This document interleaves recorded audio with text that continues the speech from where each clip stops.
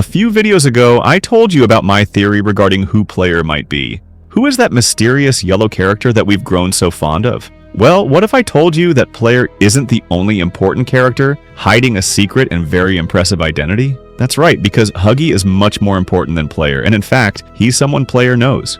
And his identity was already revealed to us in Chapter 4. That's right, because if you thought Huggy was just thrown into Chapter 5 simply because the fans love Huggy, and to bring pure nostalgia, let me tell you, that's not the case. Huggy is more planned than Pianosaurus. And get ready because you're going to be shocked. So don't forget to leave your like and subscribe. Hey, you already hit the bell, right? If not, Huggy is about to suffer the most horrifying fall of all. You've got 3 seconds. 1, 2, 3.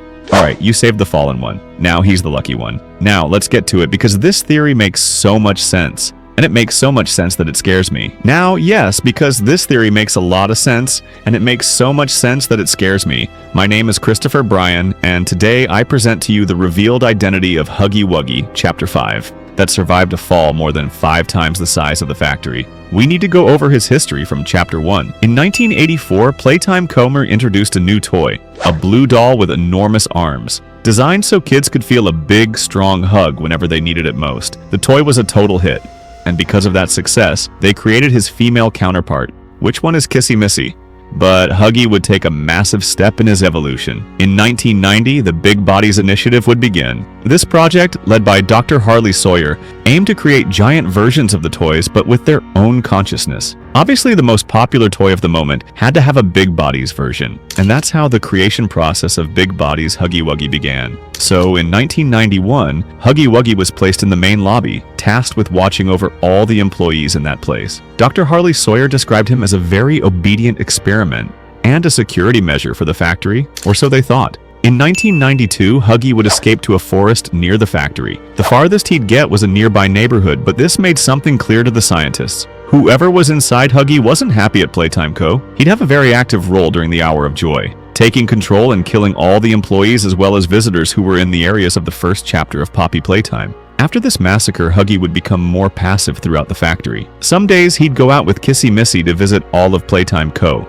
others just to take a walk. And though his anger and rage for what they did to him were immense, the child inside him found peace in these activities. This went on for a few years until Chapter 1. During Chapter 1, Player encounters Huggy, and throughout the chapter, this latter one displays pretty strange behavior, because an experiment with incredible speed decides to help us by giving us a key to continue our journey, guarding us with his life. Or so we thought. In Chapter 2, though he doesn't appear, we get a hint of what happened to him in Bunzo Bunny's toy area, where blue fur is shown on the wall, suggesting that's where his fall happened. In Chapter 3, there are no clues that he's still alive, since even Poppy tells us he's dead. But in exchange, Player has a nightmare. In the nightmare, we hear Stuart's voice. If you don't know Stuart, he's the one who gave Rich his job. Yes, the one I said in my video is Player. Well, after Player watches Stuart's VHS, we hear this in the eerie part. The supervisor is here and happy to hear you. And if you return years later, unable to tolerate what your conscience tells you, descending into darkness and dust, discovering that all that awaits you are incomprehensible horrors, each one hungry for your return, eager to find you. Maybe they'll smile at you from a shadow, with a mouth full of teeth, flesh, and plastic, watching and waiting patiently for their turn to give you a warm welcome. Or maybe they won't give you time to find your place in the world you left, a world that's now theirs. Welcome home. I fought for you, for all of you, and I'm in a position where I can do it. Thank you, Rich. It's good to know not everyone here hates us.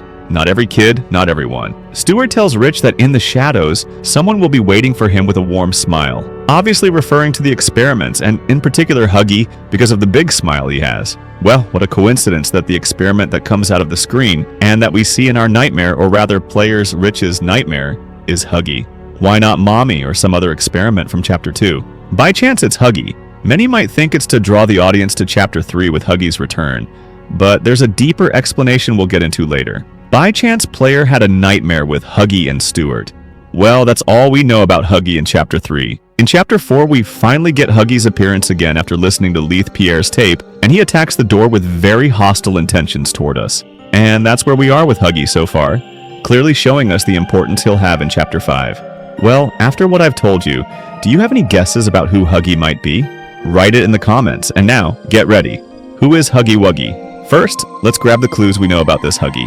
Number 1, and the most important, Huggy isn't a return just to bring nostalgia or more merchandise to the game. According to Poppy Playtime's creator, Isaac, Huggy was always planned to come back. The thing is, they didn't want to leave super obvious clues about his return, confirming that he absolutely has importance in the story. Number 2. Huggy has history with Player. I'm sticking to my theory that Player is rich, and these clues about Huggy reinforce that theory. What a coincidence that Huggy didn't kill us in Chapter 1, knowing he could have done it right then and there, and instead helped us by giving us a key. What a coincidence that Player had a nightmare with Huggy and that his return was indeed planned. Number 3. Huggy isn't an aggressive experiment toward other experiments. If we notice his behavior in Slipwell's video, which is canon for those wondering, he's passive after the Hour of Joy. Though he's an ally of the prototype, he never attacked another experiment. Number 4. He holds something against Player. The way he chased us down, the way he stalks us, and the hatred he shows toward us, as if he knows us. Knowing that Kissy Missy doesn't have that behavior toward us, and these two share the same similarities in behaviors. Number 4, one that could confirm my theory, is Huggy's VHS where he escapes the factory. As far as we know, Huggy is the only experiment that's managed to escape the factory, and there's an explanation for this. If Huggy got out through the factory's production storage area, it's because the kid inside Huggy knew that area before becoming an experiment. What a coincidence that a kid who worked there in the storage area is the same one talking to Rich. Well, after these clues and considering that Rich might be Player, Huggy is the kid from Chapter 4. Thank you, Rich. It's good to know not everyone here hates us. The fact that the nightmare we saw in Chapter 3 with Huggy was meant for Chapter 1 suggests that Rich has some kind of trauma with this experiment, and in Chapter 3 it's shown that way. Also, in that same VHS, the one talking to this Rich is Stuart. If you recall, Stuart gave Rich that job. In the VHS, they refer to the one Stuart's talking to, this Rich, as a kid, suggesting he's still a minor. That's why Rich came back. He came back for the kid, for Huggy. Huggy Wuggy is the kid from Rich's VHS. That's why he helped us at the start and then attacked us later, out of the anger he feels for us leaving him abandoned in that factory. And Huggy is the only experiment without a backstory. What a coincidence that in the chapter where they'll explain Player's story, they'll also explain Huggy's story. Huggy Wuggy is going to be very important in Chapter 5, and this is what will happen with him in Chapter 5. Huggy Wuggy in Chapter 5. As I mentioned, this will happen in Chapter 5. One of the main plots tackled in this chapter is Player's identity, something that's been intensifying with the clues they've been giving us. I'm very sure that in this Chapter 5, we'll finally learn this identity, and that's why Huggy will return in this Chapter 5, because he's part of Player's story. During Chapter 5, we'll see how this Huggy keeps clinging to killing us, angry and furious as 1006 will be the enemy of this chapter. He'll be the one to tell us who we are and our history with this Huggy, because if you notice, the only characters who tell us more about who Player is are the main villains, like Catnap, Mommy, the Doctor. In this case, for Chapter 5, it'd be the prototype. He was the one who saved Huggy from the fall and healed him, because if you look at the arm that broke, you can see someone tied a knot with his bow to stop the bleeding. And that's another reason why Huggy is important to Player's story. Why didn't 1006 take advantage of his death to take him instead of healing him? Exactly, to torture Player and the importance he has in his past. As the chapter progresses, we'll learn more about the kid behind Huggy, just like in Chapter 4 with Doey. But little by little, we'll realize the importance he has in Player's life. But at the moment, we're about to ruin 1006's plans. He'll release Huggy to tell us that he's the kid we were supposed to protect, the one we gave our word to reveal our identity and Player's story. We are rich. But don't forget to subscribe and give it a like. And if Chapter 4 made us cry, this Chapter 5 will make us cry double.